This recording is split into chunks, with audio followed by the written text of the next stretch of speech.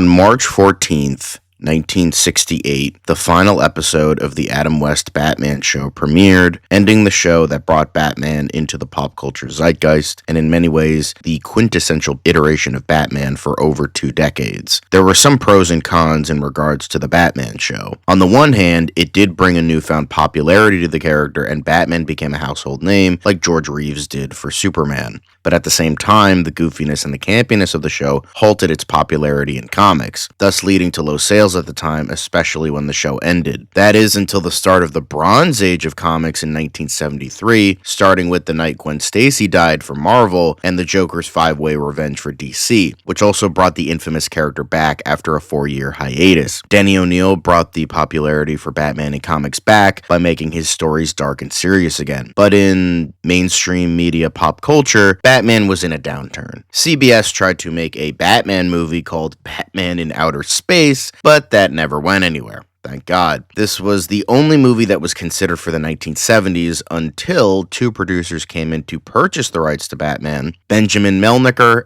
and Michael E. Uslan. Uslan was sick of Batman being showcased as a campy hero due to the comics and show at the time. He stated, "It was my wish to make the definitive, dark, serious version of Batman the way Bob Kane and Bill Finger had envisioned him in 1939, a creature of the night stalking criminals in the shadows." So he, along with Melniker, aimed to bring Batman back to the dark and brooding hero he really is, and bought the rights to the character on October 3rd, 1979. During this month, they tried to offer the film to Richard Maybaum to write and Guy Hamilton to direct, who wrote and directed films in the James Bond franchise respectively, but they both turned it down. During the next month or so, they shopped it around 2 different studios, including Columbia and United Artists, who both turned it down, looking for something more akin to the Adam West series. To help truncate an acceptance for a studio, Uslan wrote an entire script called Return of the Batman to help showcase his vision more of a dark and brooding Batman, which he explained many years later was very much like Frank Miller's The Dark Knight Returns, even though it predated it by 7 years. Eventually, in November of that same year, John Peters and Peter Gruber joined the project. Melniker and Uslan became executive producers, and all 4 agreed that they should take notes from Superman's development, since that was the most popular superhero movie at that point. Despite having no studios attached, as Universal recently turned it down, it was announced to have a budget of $15 million in 1980. Eventually, Warner Brothers, who distributed Superman, decided it was a lucrative investment and optioned for it. The first writer that was attached was Tom Mankiewicz, who was one of the many writers for Superman, and he wrote a script that was based on the Strange Apparitions run written by Steve Englehart. It was to focus on the origins of Batman and Robin, the love interest was intended to be Silver St. Cloud, and the villains to be the Joker and Rupert Thorne. It was delivered in June of 1983. While discussing it many years later, Mankiewicz stated he wanted an unknown for Batman to mimic the success of Superman, with getting an unknown like Christopher Reeve for the main protagonist. He also wanted David Niven for Alfred, William Holden for Commissioner Gordon, and Peter O'Toole as the Penguin, offering a different iteration for the role than what we had seen at that point, which he wanted as a mobster with a low body temperature, ironically mimicking the character of Mr. Freeze in a way. But when he turned in the draft, Holden had since passed away, and Niven was essentially knocking on death's door. There were also reports that somebody involved wanted David Bowie for the Joker, but it is unknown who that was. But that is what we will be talking about today, a revised first draft of Mankiewicz's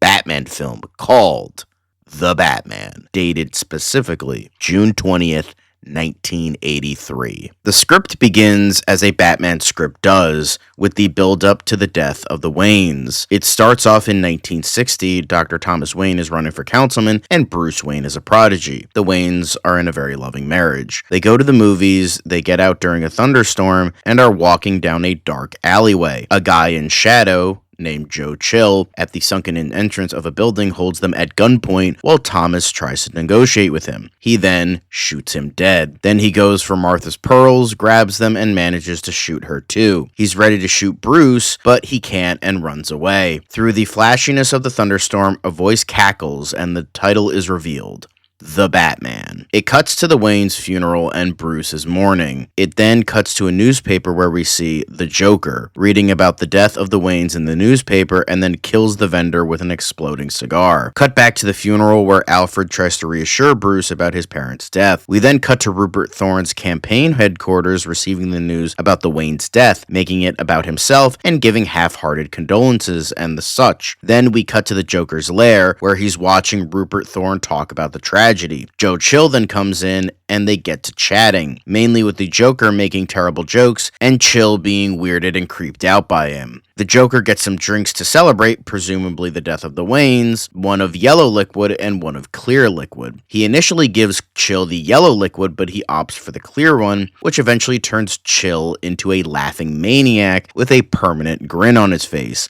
And then he dies. Cut back to Bruce and Alfred. Wayne Manor is now outfitted with an exercise room, and Bruce is seen trying to get into shape while having an almost demonic stare across his face. He excuses Alfred and continues to train. There is a montage of him learning martial arts, exercising, and learning different languages. He tries to catch arrows in midair as Alfred looks on disapprovingly. We see Bruce do the same exercises as time goes on, now with great expertise, until he eventually becomes 17 years old. He shows his expertise now in martial arts, gymnastics, ballet, and even the investments of stocks like things that would be early development, like the computer chip and McDonald's. He is learning every trade possible to become a peak human being, even rock climbing. Cut to Alfred reading the newspaper on the Joker stealing a diamond. He looks into Bruce's room, who is fast asleep, listening to a tape recorder about atomic sciences. Alfred pulls the cover over him and smiles at him in a way only a father could. He does some more gymnastics, this time blindfolded, and does it perfectly. Then we cut to his graduation, which shows off his greatness further, but without any ego that others would have. After that, a girl named Cindy gives him her number, wanting him to have a little more fun in his life. He ponders this while in the car with Alfred, and he decides to buy a Ferrari and takes Cindy out on a date, which ends with them having sex on the beach, although not shown. It cuts to him at a racetrack, with now Bruce as an adult doing Formula 1 racing. Bruce is in the winner's circle celebrating his win with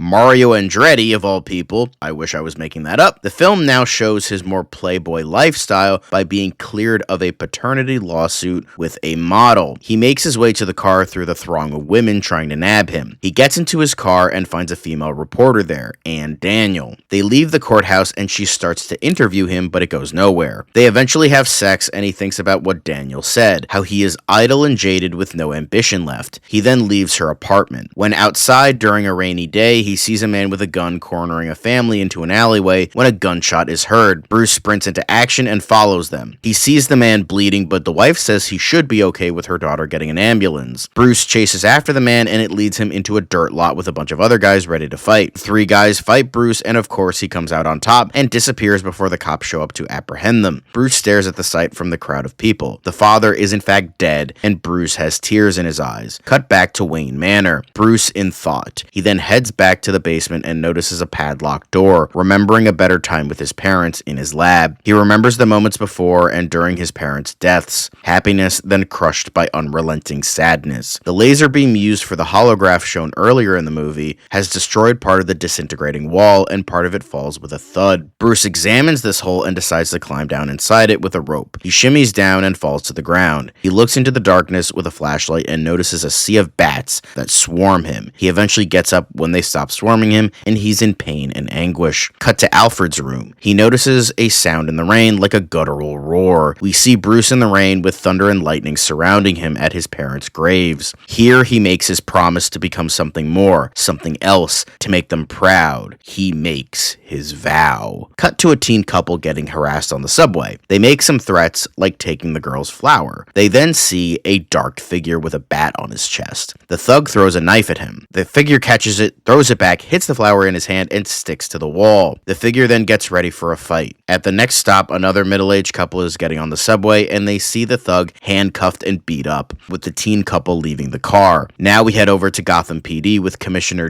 David Gordon. What is with people changing comic book characters' names to David? And Sergeant Haley are introduced talking about eventful crimes of that night, including the figure's crime bust on the subway that just happened. But they quickly head to a hostage situation, but the police can't do do anything, and when the criminal is about to kill one of them, the figure stops him at the last second. A quick fight scene later, the police rush in with the women trying to explain what they saw, and they realize it's the guy from the subway, but Gordon doesn't believe it because he couldn't have gotten across town so fast. They arrest the criminal and start combing the area for the figure. Cut to an apartment building. An elderly couple are kept at gunpoint while a burglar steals their goods. The figure is watching from across the street. He uses his grappling hook to get across the street in spectacular fashion. Before the burglar can pull the trigger once they've gotten all their stuff, the figure comes in through an explosion of glass. Cut to Gordon talking to another sergeant from his police car. They are talking about what just took place, and Gordon is still amazed by his ingenuity, but mainly he's pissed that he can't catch the guy. Cut to two beat cops who spot the figure. Batman in all his glory. They chase him down when they think they got him covered, until he vaults over the police car as it crashes into the wall. Cut to morning at Wayne Manor, and we see young Bruce's lab, now an entrance to the Batcave. He's there, half-dressed, and a bit nicked and bruised from the night before. Alfred enters the lab and sees Bruce from the doorway. They have a heart-to-heart about his crusade, and Alfred accepts it, albeit concerned for him. Gordon is heard talking about the Batman, calling him a threat, from a radio owned by Bruce at a country club. He then sees a gorgeous woman from across the pool, a woman named Silver St. Cloud. Gordon is still heard talking about the vigilante, and Bruce still being transfixed to Silver St. Cloud diving into the pool. Thorne then comes in talking to Bruce about her brains and beauty, and Thorne hired her as an intern. He introduces them. There is a bit of a meet cute between the two. Thorne is a bit awkward about it. Gordon still talks about the Batman until Thorne shuts off the radio, insulting Gordon and his job. But apparently Gordon's having a party for his birthday at Wayne Manor, and Bruce invites them both. Thorne says no, but Silver says yes. She has them both wrapped around her finger as she leaves, playing hard to get. Cut to Bruce's party at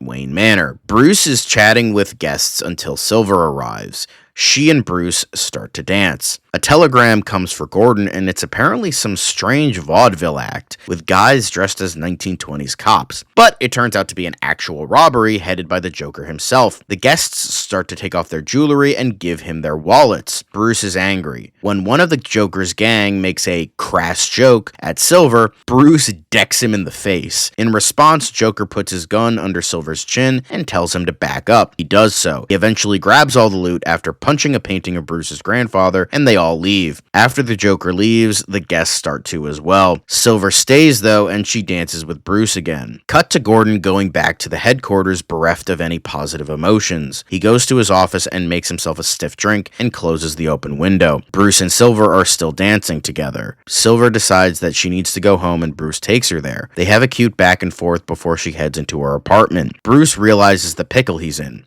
Cut back to Gordon. He's now a bit drunk, and he feels a gust of wind. He turns to see Batman. Batman tries to explain himself, and while Gordon agrees with his intentions, he still pulls a gun on him to try and arrest him. Batman tries to convince him further that he is not a threat, and Gordon ultimately relents to the partnership, shaking his hand. Cut to the rooftop sometime later, we have the bat signal. Reporters talk about Batman and Joker. Batman is chasing a criminal on a partially constructed building. He has the criminal corner, but he slips and is now hanging onto a girder for dear life. But just when the criminal is about to shove him off with his foot, Batman then swings around, crushes the criminal's legs, and sends him flying off the building. Batman then jumps into the river below. The police witness all of this, and a reporter tries to ask Gordon Batman's identity, which he denies. Cut to Thorne. He's watching Batman on TV, like actual Batman being interviewed, which is insane to me, and Silver enters and praises the Batman's efforts, while Thorne despises him and shuts the TV off. Cut to the bat signal. A captain of a boat in Gotham Harbor is talking about Joker's shipment of drugs, but Batman is hanging onto the anchor as it lifts up. Silver is in her apartment watching a report on Batman, and she seems very interested in him. There is then a building on fire, and in typical fashion, somebody left their baby inside. Batman, of course, rescues the baby. Cut to Joker's lair. He's pissed that Batman is foiling his plans. Cut to the bat signal. Another night of foiling crime as the Batman. One scene has him dangling from a helicopter trying to stop some criminals. Cut to the mayor making Batman Man of the Year, with Batman accepting the award in a public place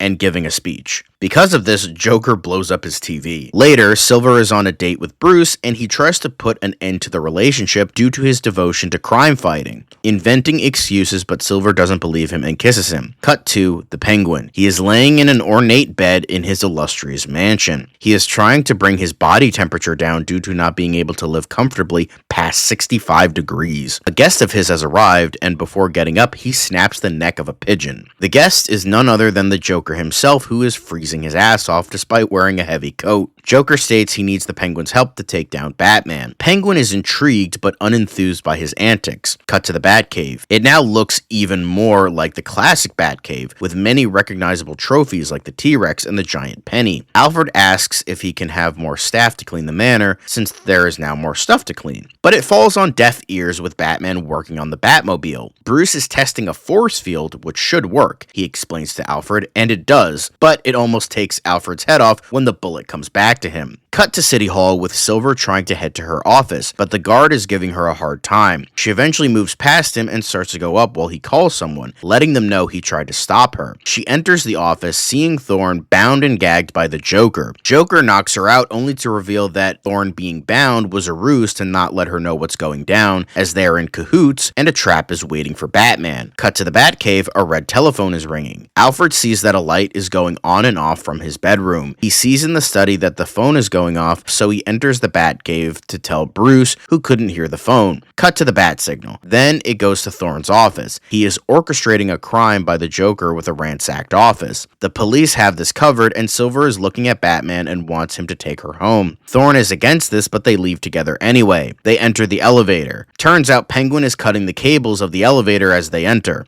Eventually it cuts through and they start falling. Batman saves them with his grappling hook. Batman is then seen walking her home, and he calls the Batmobile. Then, the Penguin's gang start to come in and attack them on jetpacks, along with the Penguin on a flying umbrella. They escape and head into the Batmobile, which is a futuristic technical marvel. They shoot at the car when Batman activates the force field, and the bullets start ricocheting off. They escape the jetpack flyers when they begin to get chased by another car, when they screech into a park and the trap for them is set, with more gang flying in. There is more of a chase with the Batmobile and the Penguin's gang, with all sorts of Batman gadgets being used. It leads to the Batmobile going into a nearby lake, where it starts to float and move to shore. Now back to the chase. It leads to a parking garage roof, with Batman's tires exploding. His jaw twitches, which is something Silver notices, as it was something that Bruce also did. Batman then presses a button and his turbines fire, and it propels him off the building. It causes Penguin's flying umbrella contraption to malfunction as he starts sputtering towards the ground as the Batmobile reaches the other roof. Penguin then literally crashes into an apartment building. Batman and Silver are alright, and now he offers to take her home. She kisses him outside her apartment, and she thinks she knows about him, and he's worried that she knows as she goes inside. Cut to the Joker's wild game show, where Joker shoots his way onto the show. He makes a declaration that if Batman continues to show up in public, a prominent citizen of Gotham will die. Cut to Wayne Manor. Bruce has seen the tape and he's worried. Alfred suggests being Bruce for the night instead of Batman and tries to call Silver. However, she is already at the Opera House with Thorne. He gets there with Alfred and they lock eyes. Thorne is talking to a reporter when Batman appears. Bruce looks at Alfred and is frozen in fear. Silver is also confused, thinking she knows who the Batman is. Gordon notices this as well. Batman looks almost exactly like Bruce and even sounds like him too. While acting like Batman, people begin to turn on him for obvious reasons. Gordon tries to get him to leave as the crowd gets worse, but Thorne relieves the situation and the mayor agrees with him. The people start to head into their seats. The mayor and Bruce talk about what happened and Bruce heads to his box. The opera starts. The chandelier has some sort of clear liquid in one of its ornaments. People are on high alert. The show continues. The sound of a voice causes the ornament to break and it starts to drip. The mayor and his party start to laugh. Bruce notices this, concerned. The singer leaves in a huff, but the mayor and his party soon die with smiles on their faces. Panic ensues. The Joker reveals himself as part of the cast. He has some fun before the police open fire on him and the lights shut off. Next day, people are beginning to doubt the Batman and hate him. Joker is still on the loose and Thorne becomes acting mayor. Bruce is worried and is not sure what to do. Alfred tries to give him some words of wisdom, but Bruce rejects them. He continues walking around the cave. He then throws a piece of equipment in anger and slumps over, feeling defeated. Bruce is now running on his track when the telephone rings. Alfred answers the phone, cut to Thorne's office. Silver asks about Bruce to the secretary, who was the one calling him just now, and says to her that he is unavailable. She's a little bit worried about him. Wayne Manor at night. Bruce is now swimming. Silver comes out of the darkness and Bruce sees her. She enters the pool with champagne, stating she wants no more misunderstandings. They eventually have sex, and the post-sex convo heavily insinuates that she knows and is essentially telling Bruce that she knows and that he understands. Cut to the next day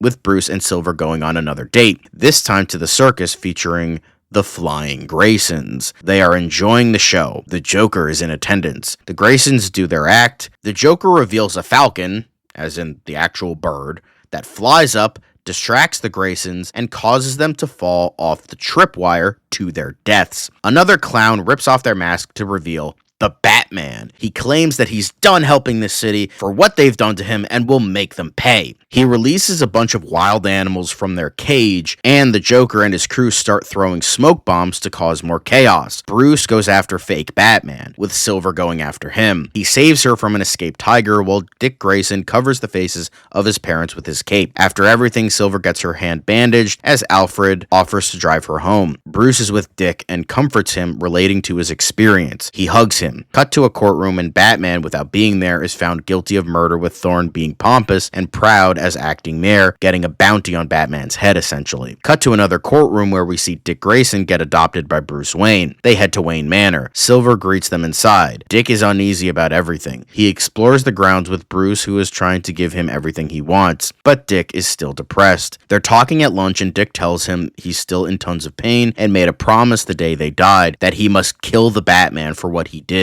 Bruce tries to steer him away, but Dick doesn't listen and wants to be excused. Bruce is a bit angry, thinking about what he should do. Cut to Thorne. He walks to an empty intersection to meet the Joker. He's not there, but he talks to him from a voice box, saying he should cut ties with Thorne. They still need to destroy the Batman, though, and then Thorne can give the Joker what he wants: free reign of the city. They speculate that they must kidnap Silver to get to Batman to make him reappear, but she can't be harmed because Thorne wants to marry her. Joker agrees. Thorne leaves as Joker cackles. Cut to Silver, who gets flowers at her apartment. She gets them, smells them, and gets knocked out. Joker is the delivery boy and barges into her apartment. Cut to later at the police station. Thorne is coming in, saying that Gordon will be relieved as commissioner and wants to see his office. He finds the red phone used to call Batman, which Thorne uses and calls him. Cut to Wayne Manor, and Alfred is cleaning when Dick asks if he can make a sandwich in the kitchen. Alfred allows him to do so. Bruce is at the Bat computer and sees the red phone going off. So does Alfred. He picks up the phone, and Alfred picks up the extension. Thorne tells him who he is, and he explains the situation with Silver and puts on the performance of a lifetime. Bruce is thinking. Dick is heading upstairs when he sees Alfred running into the living room. He follows him, only to not see him there at all. He notices a light from the grandfather clock, the secret opening to the Batcave, which Alfred accidentally left open in his haste. Dick sees the Batcave. He sees Batman, Alfred, and the Batmobile. Alfred explains it's most definitely a trap, but Batman says he can't hide forever, partly because of Dick. He leaves in the Batmobile. Alfred goes back up the stairs and sees Dick with a determined look on his face. Batman heads to the Gotham Museum where Joker's clues said he would be. He takes down two thugs on the roof. He throws them through a skylight when he shoots a grapple into the wall and slides down it into the museum. He notices Silver attached to a giant typewriter, which is part of the exhibit, everyday household items being giant-sized. He glides towards her until the Joker cuts the cord and Batman falls, getting his cape attached to the typewriter, now stuck. The Joker comes in and his thugs turn on the typewriter, and he begins pressing buttons to kill Batman and Silver. It's dangerously close to killing the latter when Robin comes in. He knocks the Joker unconscious and helps Batman get out. They then start fighting the goons together, using the oversized exhibit to their advantage. While this is happening, Thorne frees Silver. Batman is seeing her leave when two thugs come up behind him. She warns him by his real name. Thorne quickly deduces the identity and pulls a gun on him. During the fighting, Silver is knocked into Batman as Thorne fires his gun. She starts to bleed. He looks at her as she's dying, filled with rage. Thorne is still trying to kill Batman while trying to escape. Batman uses props in the museum to push Thorne into a giant pencil sharpener, which grinds him to death. Damn. Batman goes back to Silver, who dies in his arms. Later, Joker is arrested. Gordon looks at Batman, who is staring at Silver. Gordon tells him that Bruce is going to be really upset about this. But he's glad that the real Batman is back, though, but is unsure about this kid people are talking about who left before they arrived. He turns back around to see Batman gone. Silver's body is loaded into the ambulance and is carted away. There, we see Batman atop a building, looking down at Gotham, hardened from the experience. Robin soon joins him. Now, the both of them, the dynamic duo, are the protectors of Gotham City.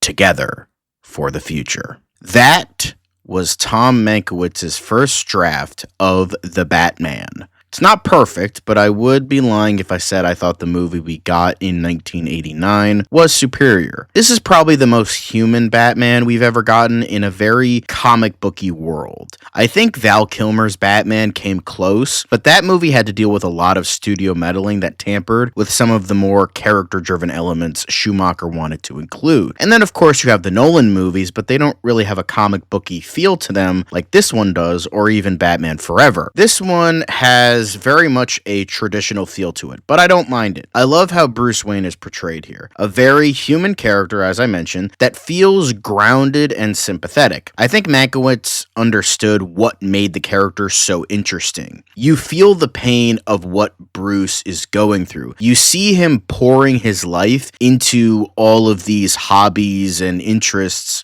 because he feels like his life has no meaning under the guise of trying to make his parents proud, becoming an ultimate Renaissance man in a way. But I think with the script really understanding what makes Bruce Wayne so interesting, the script does fail a bit on the character of Batman. He's treated as more of a celebrity here than a mysterious creature of the night that Uslan wanted to be showcased. Similar to the Adam West Batman show in a way. It's still certainly darker in tone, but it is holding on to those old school elements that plagued the culture at the time in regards to Batman. In terms of the dynamic between characters and Bruce, I liked his relationship with all characters in the script. His relationship with Gordon is pretty much near perfect, starting off hostile and then having a good working relationship. I wish it was done a little bit better rather than just one conversation, but still very well done. The best showcase, in my opinion, of this relationship was definitely in the version of the same name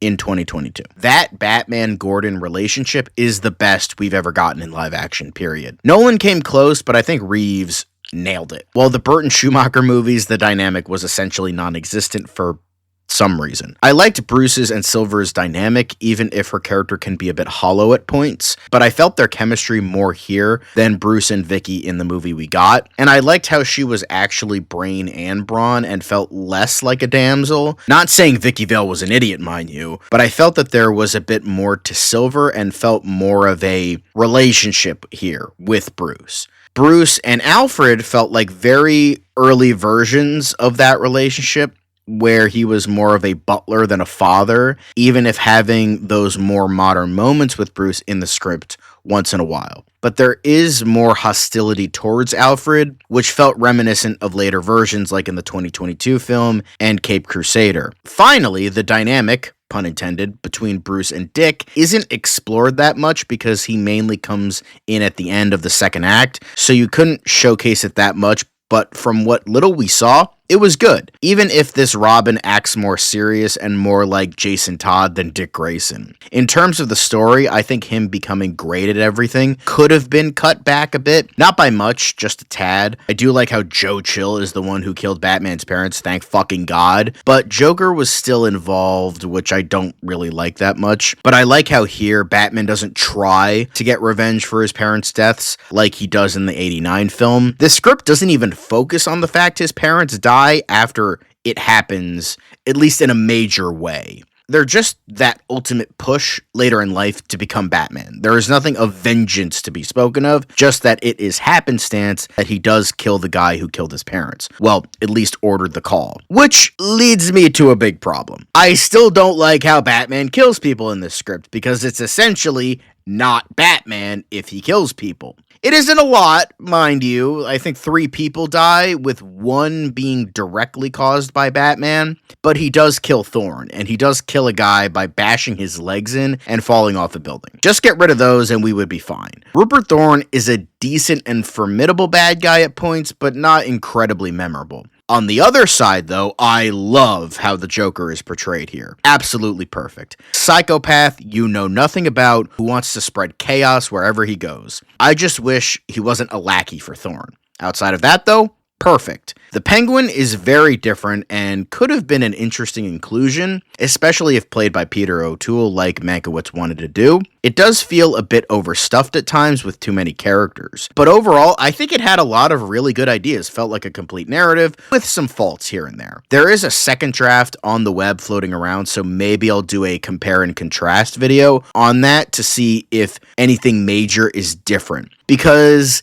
at points in this script, it felt like a first draft. Like, clearly, there were some ideas that felt a little bit jagged, not fleshed out as they could have been. Still good for a first draft, but again, we're saying it's good for a first draft. So I'm curious with how the second draft handles it. However, one last thing I wanted to mention before we moved on.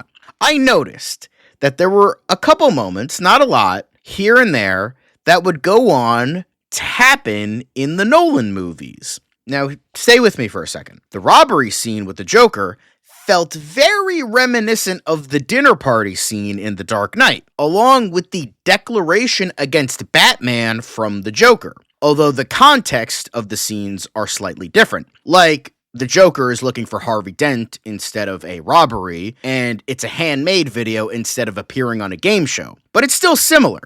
Hell, in Batman Begins, there's a chase scene where the love interest of Batman is in the Batmobile with him, and the Batmobile is on top of a parking garage and goes from one building to another using a rocket engine. But instead of the Penguin and his gang, he's being chased by police. Alright, that is some fucking baller-ass coincidence if I have ever seen one. So I just wanted to put that out there. I'm sure it is a coincidence, because I don't think Christopher Nolan would have read an unused Batman script from 1983, but I don't know, it's just interesting. Going back to the Batman, though, what happened to the film before it got canceled? Well, when the Batman was still on the table from 1983 to 1986, some directors were attached, like Ivan Reitman, who wanted Bill Murray for Batman and Eddie Murphy for Robin. I don't know if that was because of the previously campy version of The West Show using comedy actors, or if he thought they would have worked for a darker version. Considering we would eventually get a comedy actor for the role in 1989, it maybe could have worked, even though they are much closer in age than the actual Batman and Robin. Then there was also Joe Dante attached, who allegedly wanted John Lithgow for the Joker, which would have been fucking amazing. He doesn't have the face for it, but he sure as fuck would have acted the hell out of it. Uslan apparently wanted Wes Craven to direct it due to his work on Swamp Thing. While this was all happening, there were 9 rewrites of Mankiewicz's version of the script, which caused WB to get a bit of cold feet and unsure if they should continue with the film. That all changed in 1986 when The Dark Knight Returns started to come out, reinvigorating WB's interest in a darker Batman, as that was a major comic book story that got mainstream attention. So, what ended the Batman? Well, 2 words. 3 for embellishment. Tim fucking Burton. WB was impressed with his first major film, Pee-wee's Big Adventure, because that totally makes sense, and hired him for the project in 1986, despite him not liking comic books, which definitely shows in the final film. He threw out Mankiewicz's script, deeming it campy. He hired Julie Hickson to do a 43-page treatment of the film. It was unknown what happened to this treatment or what was included, but WB enlisted Englehart to do a different treatment, which essentially used Mankiewicz's story with St. Cloud, the Joker, and Thorne, with Dick Grayson being utilized in addition to a Penguin cameo. WB liked it, but Englehart felt that there were too many characters, so he got rid of Grayson and the Penguin in his second treatment, which was finished in May of 1986. Eventually, Sam Hamm was hired to write the script by Burton, where some of his ideas would be used for the final film, like not including a fleshed out origin story, changing Silver St. Cloud to Vicky Vale, and making Thorne an original character made for the film called Carl Grissom. On not including an origin story, Sam stated, "You totally destroy your credibility if you show the literal process by which Bruce Wayne becomes Batman," which is ironic considering we would get that many years later with Batman Begins, which completely and utterly destroys Batman 89 quality-wise, so eat a dick, Sam. Famously, the movie went through production hell, and most of Hamm's script was heavily rewritten on the spot, and much of the script and his ideas would not be in the final product, which we would eventually get with Batman in 1989, which became a cultural phenomenon and is still beloved today, and made Batman WB's cash cow. I have grown to be rather distant of the film, despite a great aesthetic. The production problems show, and Keaton is more or less Punisher in a Batman costume. But people still love it, and who am I to yuck someone else's yum? But that is it for today's Shadows of the Unmade. See you next month for another video in this series.